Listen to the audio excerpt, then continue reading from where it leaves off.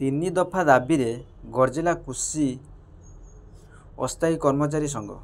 Hello viewers नमस्कार मु कहले स्वागत करुच्ची PK 789 यूट्यूब चैनल। प्रथम थर आम चैनल को विजिट कर लाइक शेयर सब्सक्राइब करेंगे, पाखर दिया बेल आइकन देवे ऑल नोटिफिकेशन ऑन करेंगे जहाँफल नुआ नुआ वीडियो पाइपर। राज्य कृषि विभाग अस्थायी कर्मचारी संघ तीन दफा दाबी नहीं लयर PMG रे गर्जी। संघर प्रतिनिधि उपमुख्यमंत्री तथा कृषि मंत्री उद्देश्य तांकर व्यक्तिगत सचिव को भेटी स्मारक पत्र प्रदान करिसेंती। से दर्शाई संघ पक्षर जे प्रति ब्लॉक दीर्घ 30 वर्ष एवं कृषि विभाग 160 कर्मचारी अस्थायी भाव कार्य कर गत 3 वर्ष दरमा दि जाऊना।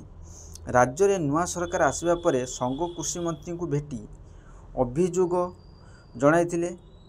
कृषि निर्देशक जिला मुख्य कृषि अधिकारी CDO को अस्थायी कर्मचारी विषय तथ्य मागिथिले।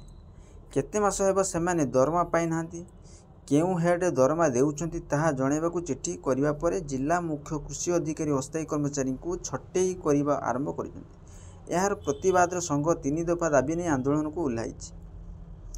अस्थायी कर्मचारी को स्थायी नियुक्ति सेमानक बकेया दरमा प्रदान सह छटेई करा जाउथबा अस्थायी कर्मचारी को पुनः नियुक्ति प्रदान पाई दाबी करा जाइछि बुली संघर साधारण संपादक सुरेंद्र कुमार प्रधान कहिसेंती। एही धारणा सभापति कुंज बिहारी महांती, अध्यक्ष आशीष नंद, मुख्य उपदेष्टा सुधांशु शेखर प्रति, उपसभापति प्रति नायक सह संपादक अरविंद दास और जुग्म संपादक जितेंद्र महाकुल प्रमुख सामिल होते। आशा करी वीडियो भल लगे लाइक शेयर सब्सक्राइब करेंगे, बेल आइकन देवे।